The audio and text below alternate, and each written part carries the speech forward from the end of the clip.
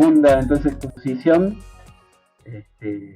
tenemos a Alfonsina Chipolone, nos está comenzando la tesis en el de QTC, y acá tengo el machete del título de la charla, porque no me la hizo fácil.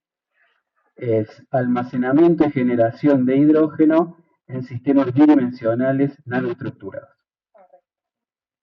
Bueno, ¿qué tal? Muchas gracias, Ariel, por darme la palabra. Es un gusto para mí compartir este seminario con todos ustedes. Es un momento en el que tenía ganas de conversar sobre el momento histórico en el que nos encontramos, un momento caracterizado por la visibilización de las problemáticas que hay, problemáticas para las cuales se hacen demandas, se hace una búsqueda activa de soluciones, entre muchas, la problemática ambiental, que nos interpela a todos y todas. Es una problemática global, compleja, multidimensional, es un tema. Particularmente lo que quería conversar con ustedes hoy era sobre el tema de la transición energética, sobre cómo esta transición energética de la que tanto se habla se está poniendo en juego por parte de distintos actores sociales, el sector privado, el sector público, incluso el sector académico. Así que, con permiso. Lo que vamos a conversar hoy es sobre el almacenamiento y la generación de hidrógeno en sistemas bidimensionales nanoestructurados. Este es el título de mi beca doctoral, la cual acabo de comenzar. Así que, bueno, vamos a ver qué misterios conlleva, qué se aprende, sobre qué trata. Y bueno, en este sentido el hidrógeno, ¿no? Esta famosa molécula que se conoce como un muy buen vector energético, es importante siempre y cuando sea producida de una manera sustentable, ¿verdad? Estamos hablando de hidrógeno verde.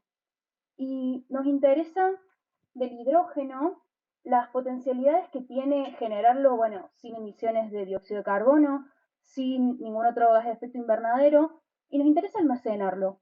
Particularmente yo comencé este recorrido doctoral estudiando la parte del almacenamiento del hidrógeno, que deseamos que sea con una alta densidad gravimétrica, deseamos que sea en un rango de temperaturas de trabajo razonable para las condiciones de nuestro planeta, de la industria y de las aplicaciones que hay. Un almacenamiento que tiene que ser reversible, porque queremos después poder utilizar el hidrógeno que almacenemos y que tiene que tener el menor costo posible a la hora de implementarlo. Entonces, ¿qué sistemas se pueden usar para almacenar hidrógeno? Bueno, la respuesta es muchísimos, pero particularmente hoy vamos a hablar de materiales grafénicos modificados. Estos materiales, a la hora de preguntar cómo los voy a estudiar, lo primero que hice fue ver qué reporta la literatura, qué dice nuestra comunidad científica sobre los mismos. Y bueno, el tema del grafeno modificado con metales de transición que aumenten la actividad catalítica tiene los desafíos de que los metales sobre el grafeno prístino tienden a aglomerarse. Cuando ellos se aglomeran disminuye su capacidad de captación y bueno, también está interfiriendo el oxígeno, lógicamente.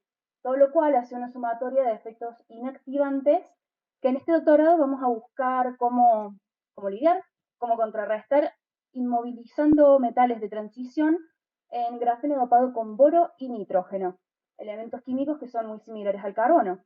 Entonces, su radio atómico nos permite pensar en alternativas de grafeno modificado.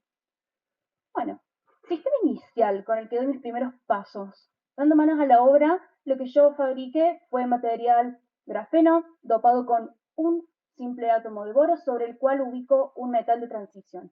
En este caso, y durante el resto de la presentación, vamos a mostrar cromo como metal de transición. Y también vamos a estar trabajando con grafeno dopado con 4 átomos de nitrógeno que coordinen a uno de estos metales de transición.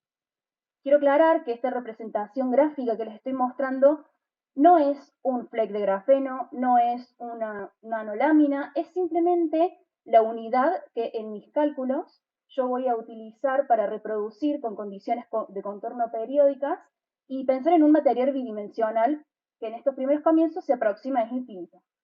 Entonces, estos sistemas, a la hora de replicarlos en estas celdas de simulación que tienen condiciones de contorno periódica, lucen algo así. Este es nuestro primer paso. Si lo replicamos en el eje Z, además de en el eje bidimensional que vamos a caracterizar, vamos a estar haciendo una separación entre nuestras distintas láminas que permita trabajar con la aproximación de que no interactúan entre sí estos materiales. Entonces, ¿por qué estos sistemas? Bueno, la respuesta es el formato. La respuesta de por qué trabajamos con grafeno modificado con boro es que, bueno, es un sistema simple. Nos parece que la preparación es menos dificultosa tanto para simulaciones como para lo experimental. El boro tiene una química que es muy interesante por su configuración electrónica y me interesa preguntarme a lo largo de mi doctorado si va a ser más fácil este sistema escalarlo pensando en aplicaciones industriales. El tema es que lo que aquí dice es que tiene interacciones más lábiles con los metales de transición que vamos a estudiar. Y en comparación al grafeno con 4 nitrógenos, vamos a tener un sistema mucho más complejo, su preparación va a ser más dificultosa, pero vamos a poder hablar con nuestra intuición química de que la inmovilización del metal de transición es un poco más rígida. Vamos a tener una estructura más estable para fijar nuestros metales de transición y lidiar contra este aglomeramiento. El tema, bueno, estos estudios van a requerir más recursos computacionales, más recursos a la hora de implementarlo experimentalmente, más recursos en general. Ahora, yo sé que hay dos preguntas que todo el mundo debe estar haciéndose. Porque como trabajo en química teórica, ¿realmente esto que traigo es un sistema realista? Y más lejos aún, ¿hay evidencia experimental? ¿Qué tema? Yo me pregunté especialmente si hay evidencia experimental porque 4 átomos de nitrógeno dispuestos particularmente como yo les mostré, un desafío. Bueno, la respuesta afortunadamente es que sí hay evidencia experimental. He encontrado que hay publicaciones que definen a las modificaciones del grafeno de acuerdo a lo que podemos ver en esta imagen, donde al grafeno al que se lo dopa con nitrógeno se lo va a clasificar en función de cuántos átomos de carbono están unidos al nitrógeno.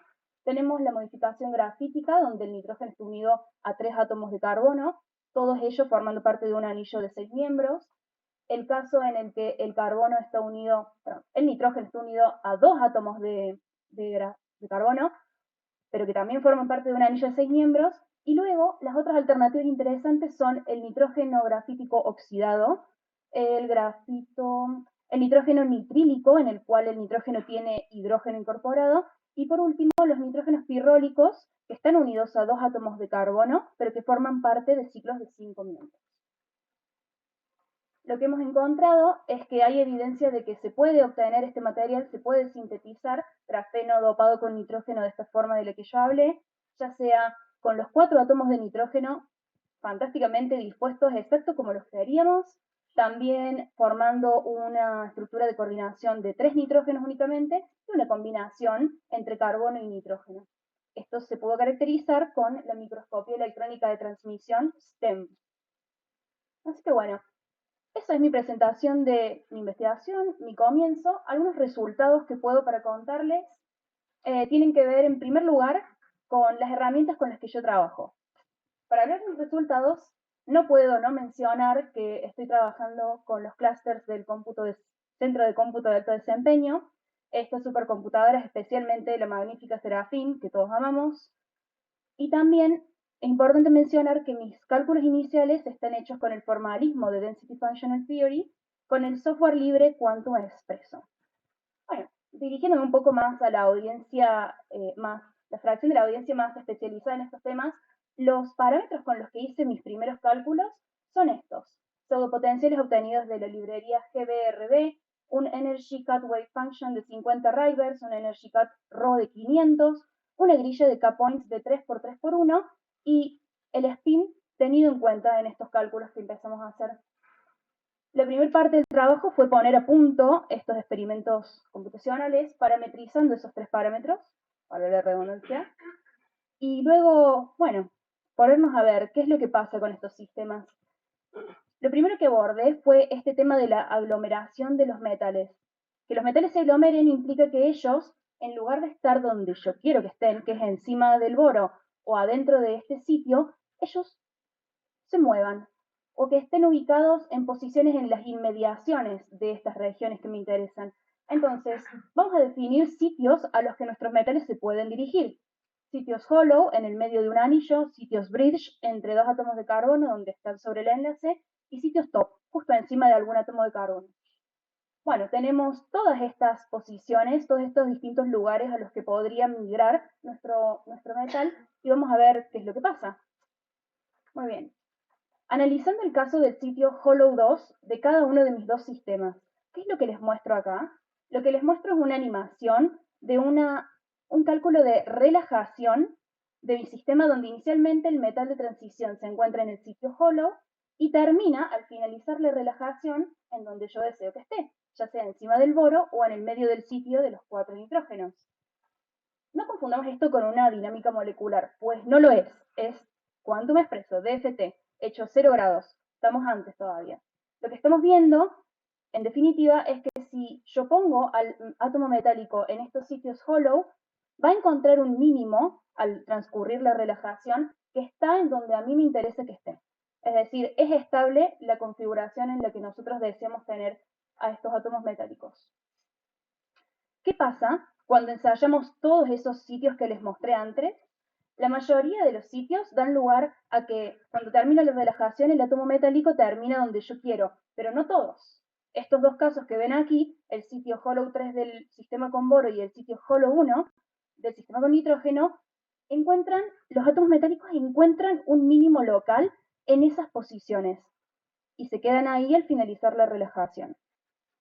Bueno, ¿cómo interpreto este resultado? ¿Qué información puedo obtener de eso? Lo que hicimos fue comparar la diferencia de energía que tiene. En primer lugar, de este lado, ¿no? La diferencia de energía entre el mínimo local asociado al sitio hollow y el mínimo local asociado al metal encima del boro. Encuentro esta diferencia, 0,6 electronvoltios. ¿Qué es lo que pasa en este otro caso? ¿Cuál es la diferencia energética entre mi átomo metálico sobre el sitio hollow y el sitio coordinado por los nitrógenos? 6,44 electronvoltios. Es un orden de magnitud de diferencia.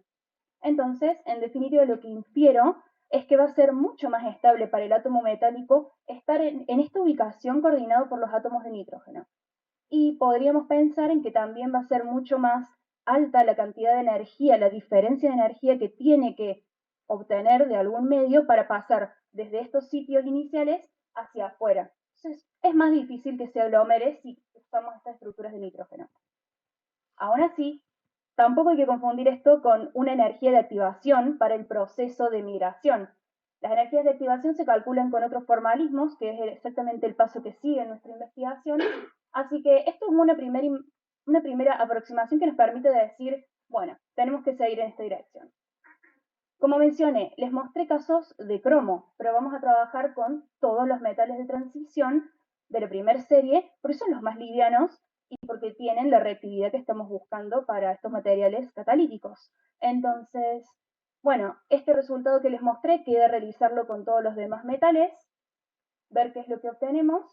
Y también otro resultado que está, por así decir, sacado del horno todavía, cocinándose, es el cálculo de la energía de absorción que tiene el átomo metálico para llegar a este sitio de coordinación. Consideramos las energías de absorción cuando involucramos el spin en los cálculos de quantum expreso y cuando no, y hay una diferencia.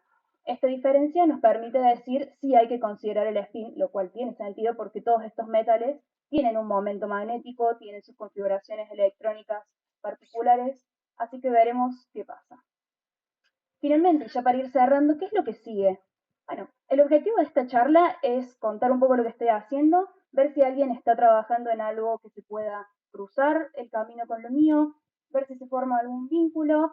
Obviamente me interesa continuar conociendo más herramientas de trabajo computacionales, profundizar mi entendimiento de la química teórica y cómo se trabaja, y quiero responder algunas preguntas en mi doctorado. ¿Cuál es la reactividad de estos sistemas frente a la ruptura del hidrógeno? Por estos sistemas que les mencioné que almacenan hidrógeno, no quiero que lo almacenen para siempre. Quiero que el sistema mantenga cierta reactividad para luego poder utilizar ese vector energético.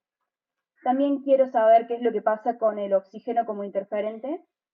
Quiero saber si estos sistemas en general pueden ser definidos como buenos almacenadores de hidrógeno. Y por último, me gustaría abordar la producción y la captura fotoinducida de hidrógeno para darle una vez más esta perspectiva verde. al sistema que estoy trabajando. Este último tema de la mano de mi codirector. Así que bueno, ese es el equipo de trabajo con el que voy a estar. El doctor Germán Soldano como director, el doctor Matías Verdaquín como codirector, y mi grupo está liderado por el doctor Marcelo Mariscal y me acompañan mis compañeros Nathaniel, Juan Carlos Jiménez, que son unos genios. Así que bueno, muchas gracias por su atención a todos y todas. Aquí están los datos de contacto para colaboraciones futuras.